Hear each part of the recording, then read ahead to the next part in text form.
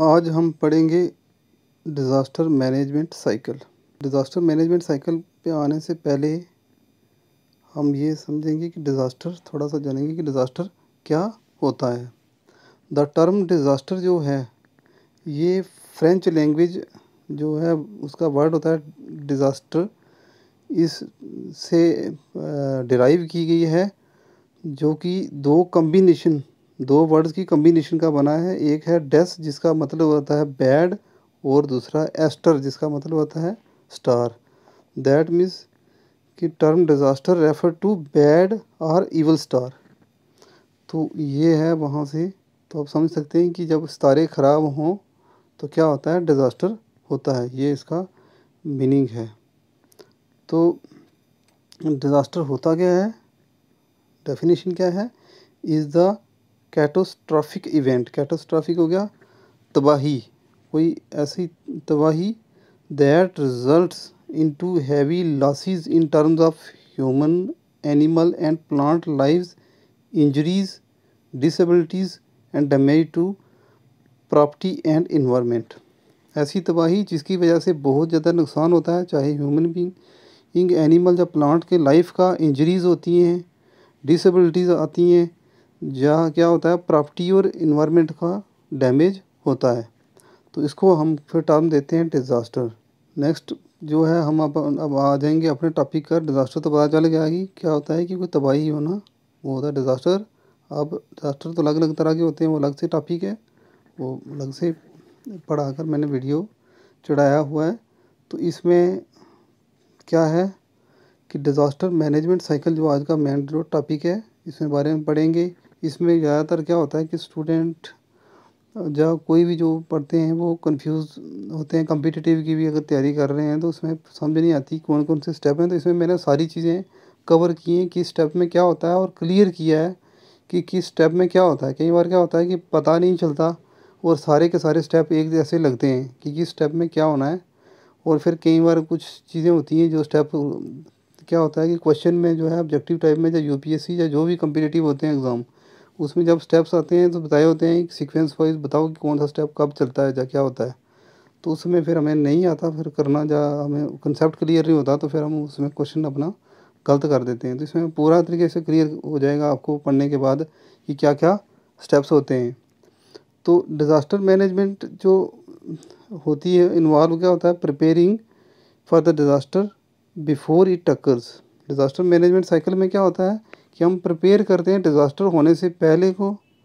फिर क्या करते हैं, दूसरा रिस्पॉन्स टू डिज़ास्टर। अगर डिज़ास्टर आ गया तो उसमें रिस्पॉन्स क्या देना है, व्हेन इट अकर्स, जब वो आ गया जाता है। एंड उसके बाद rehabilitation, rebuilding the society after the disaster.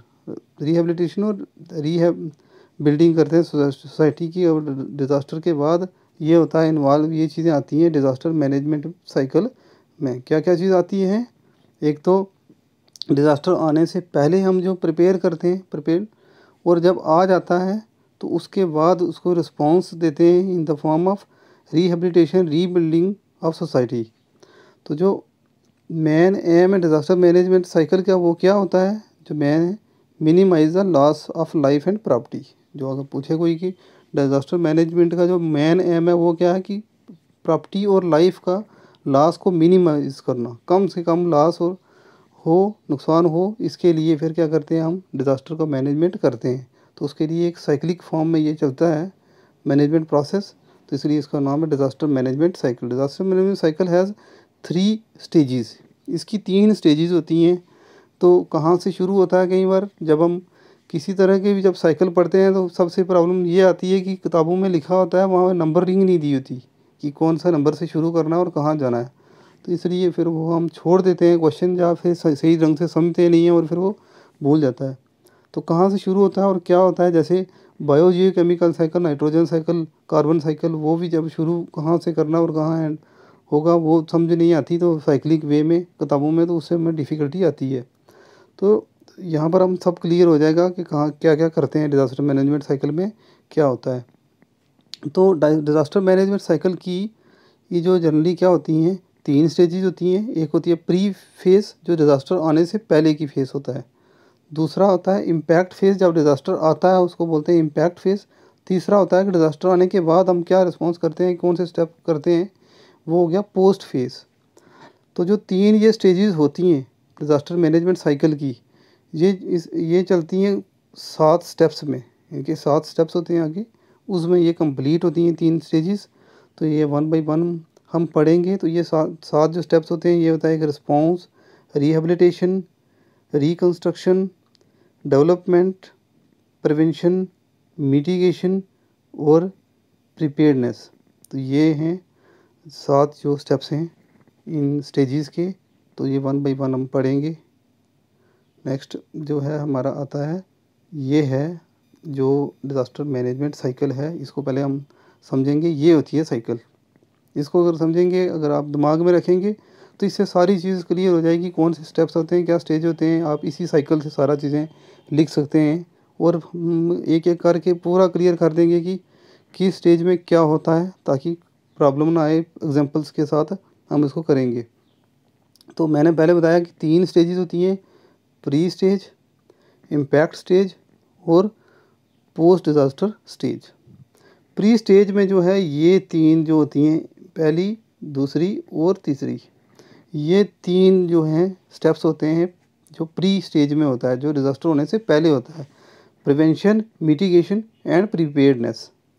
ये डिज़ास्टर आता नहीं है उससे पहले जो हम करते हैं, स्टेप्स करते हैं, स्टेजेस ये होती हैं। उसके बाद जब डिज़ास्टर आता है, जो इम्पैक्ट स्टेज होती है, जब डिज़ास्टर आ गया, उसके बाद जो डिज़ास्टर आने के बाद पहला जो फेस होती है वो कौन सी होती है, रिस्पॉन्स। फिर क्या होता है, दूसरी स्टेज होती है डिज़ास्टर आने के बाद रिहेबिलिटेशन, और फिर होती है तीसरी स्टेज रिकंस्ट्रक्शन। और इस तरीके से फिर जब ये पोस्ट डिज़ास्टर स्टेज होती है, और बीच वाली जो स्टेज होती है इंटरमीडिएट स्टेज, ये होती है इंटरमीडिएट, ये इसको बोलते हैं डेवलपमेंट स्टेज, जिसमें डेवलपमेंट प्रोसेस चलते रहते हैं। तो इस तरीके से ये डिज़ास्टर साइकिल चलती है। शुरू कहाँ से होती है, ये पहले प्रिवेंशन से, यहाँ से शुरू होती है और कहाँ तक फिर चलती है, यहाँ तक, रिकंस्ट्रक्शन तक चलती है। फर्स्ट से लेकर लास्ट ये है, यहाँ तक ये चलती है। और उसके बाद ये इंटरमीडिएट डेवलपमेंट जो प्रोसेस है ये चलता रहता है। तो ये 1 बाय 1 हम इसको क्या करेंगे, थोड़ा सा एलैबोरेट करेंगे कि हर किस स्टेप में क्या चीज़ होती है, ये पढ़ेंगे अब। तो क्या होता है, पहली जो बताई मैंने प्रिवेंशन, आप ये ध्यान रखेंगे, जब लिख लेंगे स्टेप्स और उसको सामने रखकर फिर ये वीडियो देखेंगे, जिससे आपको क्लियर रहेगी किस तरीके से साइकिल चल रही है। तो क्या होता है कि जो पहला स्टेप है वो है प्रिवेंशन। आपको एग्जांपल से ये समझ आ जाएगी प्रिवेंशन में, और याद रहेगा, ये एग्जांपल याद रखना, तो इससे पता चल जाएगा कि क्या करते हैं प्रिवेंशन में। तो इस एक्टिविटी में क्या होता है, इसमें हम ट्राई करते हैं टू प्रिवेंट फ्यूचर डिज़ास्टर। कोई भी फ्यूचर में डिज़ास्टर आए उसको रोकने के लिए प्रिवेंशन की जाती है, क्योंकि ये डिज़ास्टर आने से पहले की स्टेज है, मैंने जैसे बताया, और ये पहला स्टेप है। तो डिज़ास्टर कोई भी आना उससे पहले जो है ये एक्टिविटी की जाती है प्रिवेंशन की। इसमें क्या करते हैं हम, जैसे फॉर एग्जांपल यहाँ पर बताया है कि बिल्डिंग डाइक, कोई बांध बनाना, डाइक और डैम टू कंट्रोल फ्लडिंग। अगर किसी एरिए में कहीं क्या होता है, फ्लड्स आते हैं अगर, तो अगर वहाँ पर पहले ही हम बांध बना देते हैं तो उससे क्या होगा कि वहाँ फ्लड नहीं आएंगे, वहाँ फ्लड नहीं आएगा। तो ये प्रिवेंशन है, प्रिवेंटिव मेज़र है। पहले ही ले लिया कि भाई अगर कहीं आता है फ्लड, तो बाढ़ आती है कहीं, तो पहले ही हम क्या कर देंगे, वहाँ डैम बना देंगे। तो इसमें क्या होता है, activity undertake to provide outright avoidance of the adverse impact of hazards. इसमें क्या एक्टिविटी करते हैं कि कोई भी जो हैज़र्ड होने वाला है या क्या है, उसको पहले ही अवॉइड किया जाए, ताकि जो लॉस है, जब प्रॉब्लम जो इफ़ेक्ट डाल सकता है इन्वायरमेंट पर, या टेक्नोलॉजी किसी भी चीज़ की वजह से या कुछ भी, तो उसको मिनिमाइज़ किया जा सके। तो इसको अचीव करने के लिए क्या करते हैं हम, जैसे प्रिवेंशन में ये क्या करते हैं कि preventing habitation in risk zones. जैसे कि सपोज़ करो आज जब आबादी बढ़ रही है, तो लोग क्या करते हैं, घर बना रहे हैं कहीं नदियों नालों के पास, या कोई नाला बंद करके वहाँ बना रहे हैं। तो जब फ्यूचर में बारिश होती है ज़्यादा कुछ भी, तो वहाँ डिज़ास्टर होने का सबसे ज़्यादा ख़तरा होता है। वहाँ बाढ़ आ सकती है, वो घर भी बह सकते हैं, लोग बह के चले जाएंगे, लाइफ और प्रॉपर्टी का लॉस हो सकता है। तो इसलिए इस चीज़ में क्या करना चाहिए, पहले ही प्रिवेंट करने की कोशिश करते हैं कि ऐसे रिस्क जोन पर घर बनाने ही नहीं दिए जाएँ। तो ये प्रिवेंशन मेथड होता है। इसके अलावा किसी पहाड़ी एरिया में जहाँ पर लैंडस्लाइड का खतरा हो रहता है ज़्यादा, तो वहाँ भी घर वगैरह या कोई भी जो स्ट्रक्चर्स हैं वो ना बनाए जाएँ, ताकि पहले ही हम प्रिवेंट करें किसी तरह का भी डिज़ास्टर अगर होता है तो उसको प्रिवेंशन की जा सके। इसके अलावा क्या होता है, construction of disaster resistant structure like cyclone shelters, embankments etcetera. तो इसमें और क्या कर सकते हैं कि अगर साइक्लोन आता है कहीं भी, तो उसके लिए पहले ही शेल्टर बना लें ताकि वहाँ लोग शिफ्ट किए जा सकें। इसके अलावा जो नदियों के किनारे जो बाड़ बनाते हैं एम्बैंकमेंट्स, तो वो क्या किया जाए, उस तरह का बनाया जाए कि ताकि पानी लोगों के घरों में ना घुसे या बहाकर प्रॉपर्टी को ना ले जाए। तो ये प्रिवेंशन मेथड्स होते हैं। इसके अलावा कम्युनिटी को अवेयर और एजुकेशन भी दे सकते हैं पहले ही, ताकि डिज़ास्टर आने से पहले ही वो तैयार रहें कि कैसे उसको क्या करना है, उस डिज़ास्टर से, उस तबाही से लड़ना है। तो नेक्स्ट जो स्टेप है हमारा वो आता है मिटिगेशन। दूसरा जो है ये भी डिज़ास्टर आने से पहले का स्टेप होता है। मिटिगेशन का मतलब होता है कि कोई भी जो इम्पैक्ट होगा उसको कम करना, रिड्यूस करना the impact of a disaster. किसी डिज़ास्टर के इम्पैक्ट को, उसके असर को कम करने के लिए कोई मेथड हम करते हैं कुछ, जैसे कि स्कूल बिल्डिंग बनाते हैं। कहाँ पर, क्योंकि प्रिवेंशन में हो गया कि पूरे तरीके से प्रिवेंट करना, कि अगर वहाँ डिज़ास्टर होगा उससे पहले ही हम प्रिवेंशन कर दें। जैसे मैंने बताया था कि फ्लड अगर आता है वहाँ डैम बना दो, लेकिन फिर भी अगर डिज़ास्टर आता है, प्रिवेंशन के बावजूद भी कुछ ऐसे डिज़ास्टर हैं जो आने ही आने हैं, तो उस चीज़ के लिए फिर क्या करते हैं, हम इम्पैक्ट कम करने के लिए कुछ स्टेप्स लेते हैं। जैसे कि कोई स्कूल की बिल्डिंग ऐसी बनाएंगे, अर्थक्वेक जो एरियाज़ जहाँ पर ज़्यादा अर्थक्वेक आते हैं, जोन जैसे 4-5 एरिया हो गए, तो वहाँ पर हम क्या कर सकते हैं, स्कूल की बिल्डिंग ऐसी बनाएंगे जो अर्थक्वेक रेजिस्टेंट हो। इसमें बड़ी एग्जांपल एक ये भी है कि जापान में आए दिन अर्थक्वेक और सुनामीज़ आती रहती हैं, लेकिन वहाँ पर लॉस ऑफ प्रॉपर्टी और लाइफ बड़ा कम होता है। उसका कारण ये है कि वहाँ पर स्ट्रक्चर इस तरीके के बनाए हैं कि ताकि इन चीज़ों को वो झेल पाते हैं, इसलिए लाइफ और प्रॉपर्टी बहुत कम लॉस होती है। तो मिटिगेशन मेजर्स वहाँ इस तरह से हम ले सकते हैं ताकि अगर डिज़ास्टर आए भी तो कम से कम लॉस कर पाए। तो इसमें क्या, it means measure aim to at reducing the risk को हम कम कर सकते हैं, इम्पैक्ट को कम कर सकते हैं, इफ़ेक्ट्स ऑफ डिज़ास्टर को हम कम कर सकते हैं, थ्रेट्स को कम कर सकते हैं।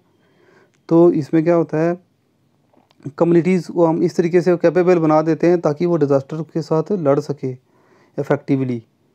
तो मिटिगेशन मेजर जो हैं वो स्ट्रक्चरल भी होते हैं और नॉन स्ट्रक्चरल भी होते हैं। ये दो तरह के होते हैं जनरली।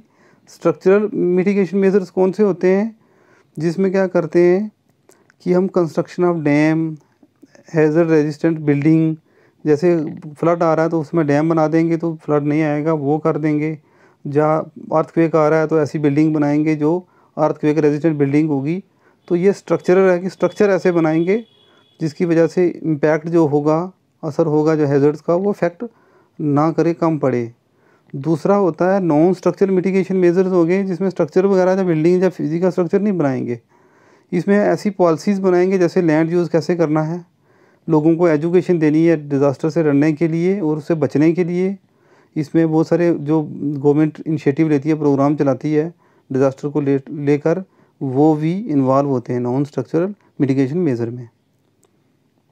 उसके बाद आता है नेक्स्ट प्रिपेयर्डनेस। प्रिपेयर्डनेस में क्या होता है, तीसरा जो डिज़ास्टर से ये भी पहला स्टेप होता है, पहले होता है कि अपने आप को प्रिपेयर करते हैं। प्रिपेयर्डनेस हो गया अपने आप को तैयार करना। Preparedness means that the state of readiness to deal with the threatening disaster situation और disaster and the effect there of.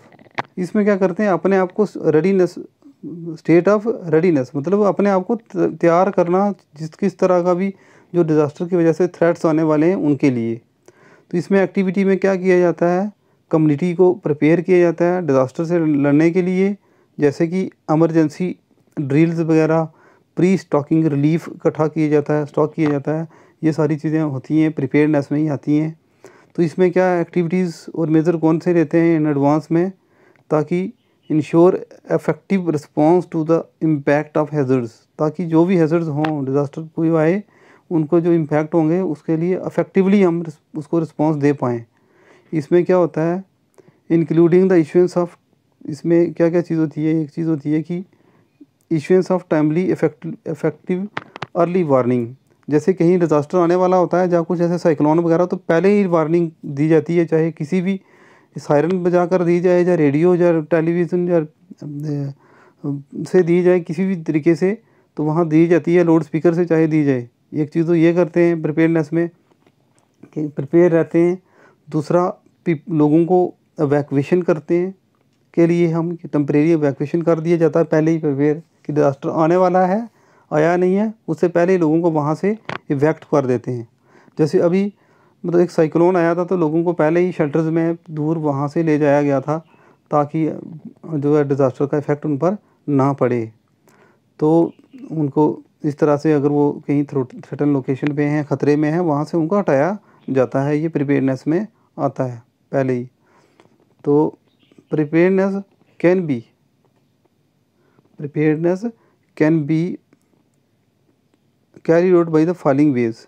इसमें क्या क्या कर सकते हैं प्रिपेयरनेस में? एक तो हम कम्युनिटी को अवेयर करते हैं, उसको एजुकेशन देते हैं। ये पहले ही होता है कि डिज़ास्टर से पहले दिया जाता है, उसके लिए बहुत सारे।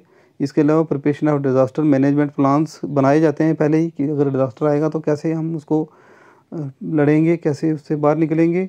मॉक ड्रिल्स, ट्रेनिंग और प्रैक्टिस कराई जाती है। अलग अलग इंस्टीट्यूशन में लोगों को तैयार किया जाता है, उनको मॉक ड्रिल कराई जाती है, प्रैक्टिस और ट्रेनिंग दी जाती है। डेवलपमेंट, प्रॉपर वार्निंग सिस्टम भी बनाया जाता है, डेवलपमेंट की जाती है, ताकि उस समय वार्निंग दी जाए एकदम से। तो इसके अलावा क्या होता है, कैपेसिटी बिल्डिंग की जाती है, जिसमें रिसोर्स को डेवलपमेंट किए जाते हैं, अलग अलग रिसोर्स को इकट्ठा किया जाता है, डेवलपमेंट किया जाता है।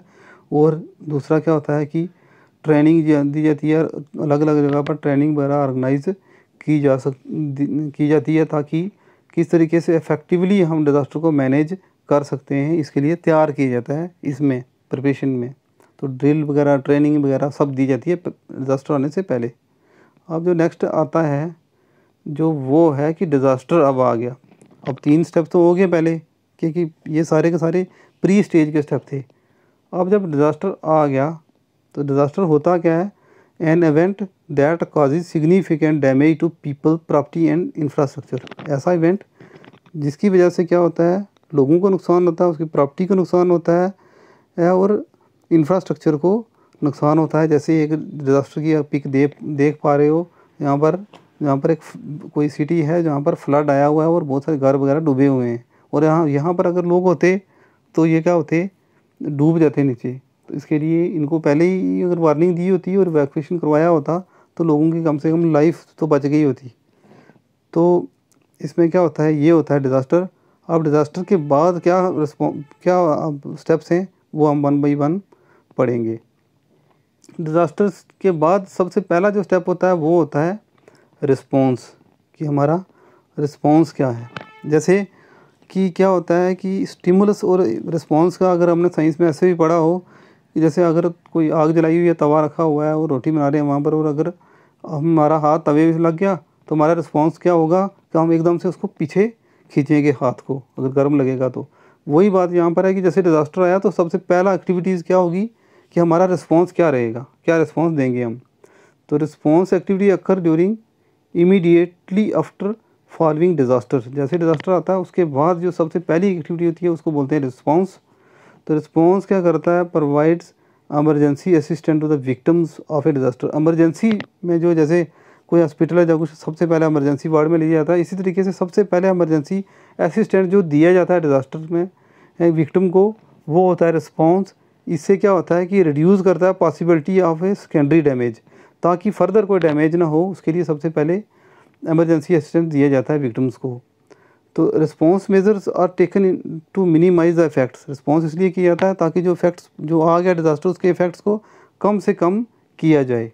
तो इसमें कुछ ये जो हैं क्या करते हैं, स्टेप्स लेते हैं जो रिस्पॉन्स में। तो इसमें क्या करते हैं, immediate following measures are taken during response में क्या होता है, implementation of the disaster management plan. जो डिज़ास्टर मैनेजमेंट प्लान बनाया होता है, उसको इम्प्लीमेंट कर देते हैं एकदम से, कि क्या क्या करना है, किस तरह का डिज़ास्टर है, उसमें क्या करना है हमने। तो ये पहले ही बना होता है, वो इम्प्लीमेंट करते हैं। Setting up of community kitchen, एक किचन सेट की जाती है ताकि लोगों को वहाँ पर खाना वगैरह प्रोवाइड किया जा सके। मेडिकल कैंप लगाए जाते हैं, जैसे कि ये मेडिकल जो है ये इंस्ट्रूमेंट मेडिकल का जो सामान है भेज रहे हैं, तो कैंप लगाए जाते हैं। और कम्युनिटी किचन जो है वो क्या की जाती है, मैं दिखाता हूँ पिक्चर में भी, ऐसे लोगों को खाना बांट रहे हैं। यहाँ पर ये आप देख पा रहे हैं ये वाला पिक्चर जो है कि कम्युनिटी किचन की, वहाँ लोगों का तो घर और ख़राब हो जाएंगे, तो खाना तो उनको खाना है कहीं से, तो एक किचन सेट की जाती है कम्युनिटी। इसके अलावा क्या होता है कि जहाँ पर क्या होता है, मोबाइलिंग रिसोर्सेज एंड एड, एकदम से जैसे मेडिकल एड जो है ये भेजा जा रहा है वो मोबालाइज़ किया जाता है। और इसके अलावा प्रोवाइडिंग टेम्परेरी शेल्टर्स जो बनाए होते हैं वो लोगों को दिए जाते हैं, क्योंकि अपना शेल्टर तो ख़राब हो चुका है। Deployment of search and rescue teams भेजी जाती हैं, जैसे ये देखो रेस्क्यू टीम्स आप पहुँच जाती हैं वहाँ पर। इशूइंग अपडेटिंग वार्निंग्स, इसके अलावा वार्निंग वगैरह और सब चीज़ें भी इशू की जाती हैं, यहाँ से निकलें, ये करें, वो करें, सारी इंस्ट्रक्शन दी जाती हैं। ये होता है डिज़ास्टर रिस्पॉन्स में, जो इमीडिएट आफ्टर द डिज़ास्टर के बाद होता है। नेक्स्ट जो है वो है rehabilitation and recovery stage. Rehabilitation था पुनर्वास, कि जो घर उजड़ गए उनको दोबारा से घरों में बसाना, उसको बोलते हैं रिहेबिलिटेशन। और रिकवरी की, रिकवर करना, उनकी जो जो इम्पॉर्टेंट चीज़ें हैं उनका करके देना उनका पहली। तो इसमें क्या किया जाता है, rehabilitation reconstruction together constitute recovery and include decision and action taken after disaster with view to restoring improve and pre disaster living condition of the stricken. जो कम्युनिटी को नुकसान हुआ है उसको प्री डिजास्टर सिचुएशन में, लिविंग कंडीशन में लाना ही क्या होता है, रिकवरी होती है। कि रिकवर करके उनको दोबारा से जैसे पहले उनकी लाइफ है उसको नॉर्मलाइज करना, यही होता है इसमें रिहेबिलिटेशन की, उनको पुनर्वास करना। और रिकवरी हो गया कि उनकी नॉर्मल लाइफ में लाना।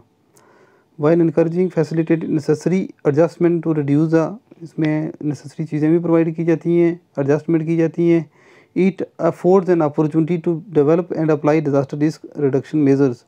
इसमें बहुत सारे जो डिज़ास्टर के जो मेजर्स होते हैं, रिस्क, उनको क्या किया जाता है, डेवलप की वो किया जाता है ताकि कम से कम जो मतलब जो उनकी लाइफ है उनको नॉर्मलाइज किया जाए। तो इसमें ये चीज़ है कि रिहेबिलिटेशन और रिहेबिलिटेशन में क्या होता है, डिसीजन लिए जाते हैं, एक्शन टेकन किया जाता है to resettle and improve the pre disaster living condition of the disaster striking community. उनको दोबारा उसी तरह की कंडीशन जैसे दिलवाई जाती है जैसे पहले वो रहते थे, उनका जो सेटलमेंट की जाती है वापस। और रिकवरी में क्या होता है कि aware the community on health and safety major उनके किए जाते हैं, रिकवरी की जाती है, उनका रिस्टोर किया जाता है एसेंशियल सर्विसेज, जो उनको पहले से होता है कि खाना पीना सब चीज़ें, वो चीज़ें रिस्टोर की जाती हैं उनके लिए। ये रिकवरी और रिहेबिलिटेशन जो स्टेज में किया जाता है। जैसे अभी पिक्चर में अभी देखेंगे हम, ये जो है जैसे रिहेबिलिटेशन की जा रही है, उनको जो घर टूट गए हैं या कुछ वो बना कर दे रहे हैं। तो इस स्टेज में ये होता है। उसके बाद नेक्स्ट स्टेज जो आती है वो है रिकंस्ट्रक्शन। रिकवरी और रिकंस्ट्रक्शन में मतलब फ़र्क क्या होता है, रिकवरी में क्या होता है, उनकी नॉर्मल जो लाइफ होती है उसको रिकवर किया जाता है, छोटी मोटी जो बेसिक चीज़ें होती हैं वो प्रोवाइड की जाती हैं। लेकिन रिकंस्ट्रक्शन में क्या होता है, जो डैमेज फिजिकल इंफ्रास्ट्रक्चर है उसको दोबारा बनाया जाता है जैसे that the people affected by the disaster start living a normal life, ताकि पूरा सिस्टम को नॉर्मल किया जाए। इसमें क्या किया जाता है, repair and rebuilding of roads, क्योंकि पहले तो लोगों की कंडीशन को ठीक किया जाता है, लोगों को घर बना कर दिया जाता है, उनकी जो बेसिक नीड है उनको पूरा किया जाता है।